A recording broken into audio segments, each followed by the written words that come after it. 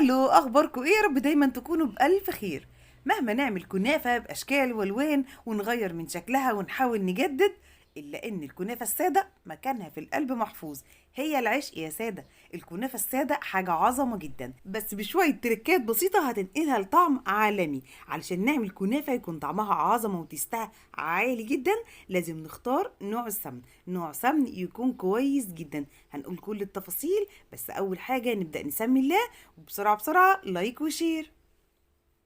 أول حاجة نوع السمن. أنا هنا عملت بمقدار مختلط من مجموعة سمن. عملت معانا هنا بالزبدة البقري والسمنة جاموس وشوية من زيت عباد. تمام.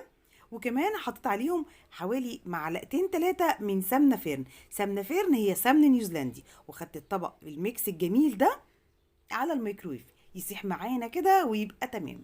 في الوقت ده مسكت الكنافة فضيتها معايا في طبق كبير وهيشتها وقطعتها لقطع نقول نوعا ما صغيرة. مش هنقطعها ناعم قوي، لكن في نفس الوقت تكون خشنة سيكة. تمام.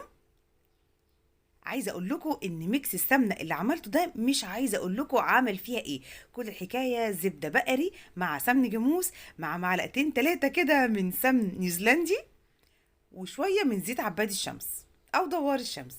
الميكس ده خلاها طعمها فظيع. مش قادره اقول لكم بجد بجد سر فظيع لحلاوه الكنافه الساده. تقدري تعمليها باي نوع سمنه عندك براحتك خالص. هنا بعد ما كنت هيشتها نزلتها في الصينيه او في قالب مدهون.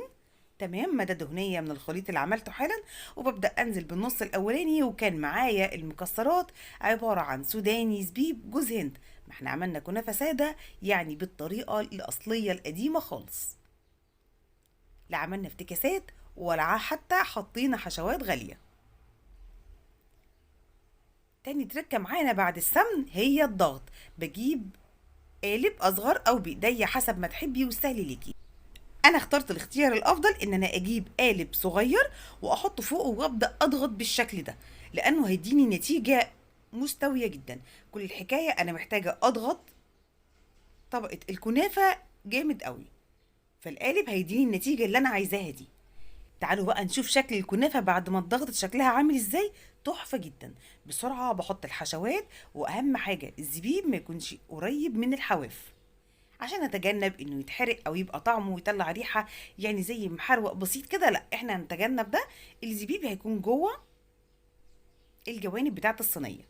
وعملت تركه زي اهالينا زمان كانوا بيعملوها، شعرة سكر بسيطه قوي على المكسرات دي تديها تماسك. وانا بقطع قطعه الكنافه ما تخليش الحشو يقع مني واللي الضيف اللي قاعد بياكل.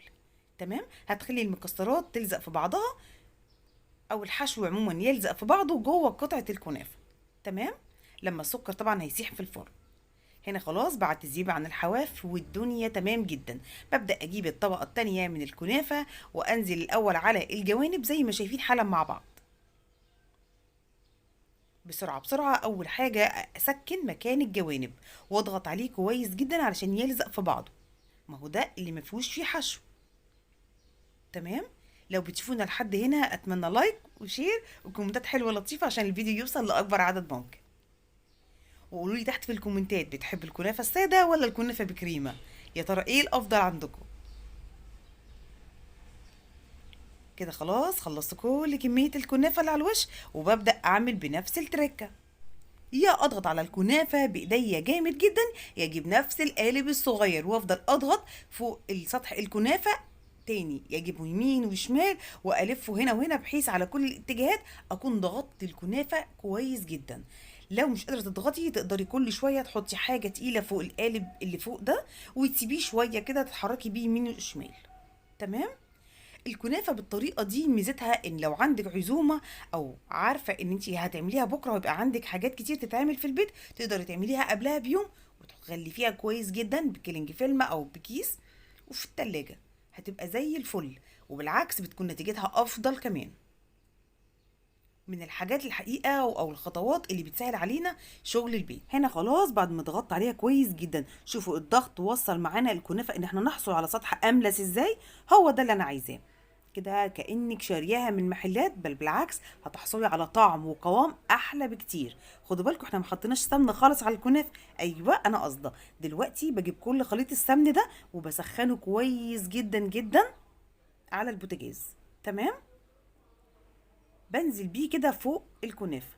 انا متعمده ان انا انزل بيه سخن عشان السخونه دي بتديله جزء من التسويه للكنافه. ببدا ان انا احط سمنه. طب نحط سمنه قد ايه؟ براحتك خالص. زودي سمنه براحتك ما تقلقيش. ميزه الكنافه انها مش بتاخد كل كميه السمنه، بالعكس بتاخد السمنه الكفايه ليها والباقي بتطردها. بعد كده بطلعها من الفرن وبصفي السمنه الزياده عادي جدا. تمام. بعد كده بنزل بالشربات اللي عملناه مع بعض قبل كده في فيديو الكنافه السيجار. تمام. وهنا معانا شربات تقيل بارد، ببدأ أنزل بيه على الكنافة. كمية شربات الكنافة نفس فكرة سمن الكنافة. بحط الشربات وبعد حوالي دقيقتين بالظبط أبدأ أحط صينية على الكنافة وببدأ أصفي كل الشربات الزيادة. يتصفى عادي جدا وابدأ أعيد استخدامه تاني لأي حاجة من المقالي. الشربات الشرقي المقالي. تمام. اللي هو التقيل البارد زي القطايف زي بلح الشام، كل ده بياخد شربات تقيل. بس كده خلاص اتصفت من كل ناحية، من هنا ومن هنا. انا عملتها من الناحيتين علشان خاطر نحافظ على قوام الكنافة زي الفل. وهنا خلاص بقت معانا الكنافة السادة قاعدة قمر كده ومنورة. عايزة اقول لكم طعمها تحفة جدا. التيست اللي عملناه للسمنة والضغط الكنافة، التركات دي حولتها لطعم عالمي خطير جدا ومذاق رهيب. لو بتشوفونا لحد هنا لايك وشير. دمتم دايما في رعاية الله. باي باي.